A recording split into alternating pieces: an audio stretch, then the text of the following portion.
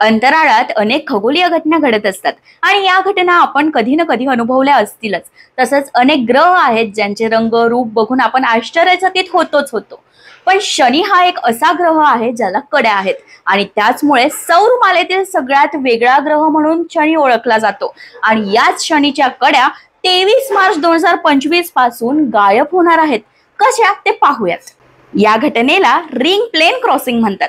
15 वर्षातून एकदा हे घडतं, परंतु शनीच्या कडा अदृश्य होणं ही एक तात्पुरती घटना पृथ्वीवरून आपण कोणत्या कोणामध्ये शनीकडे बघतोय यावर अवलंबून असते।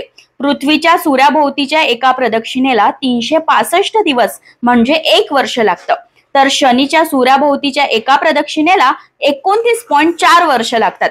पृथ्वीप्रमाणे शनी देखील 26.7 अंशांमध्ये कललेला आहे।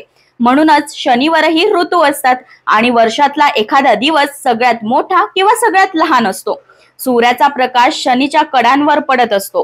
पृथ्वीवरून आपण कधी ही कडी वरून पाहतो तर कधी खालून पाहतो, पण सॅटर्नियन इक्विनॉक्स म्हणजेच शनिवारच्या संपात काळात सूर्याचा प्रकाश हा थेट शनीच्या विषुववृत्तावर आणि त्याच्या रिंगणांवर पडत असतो।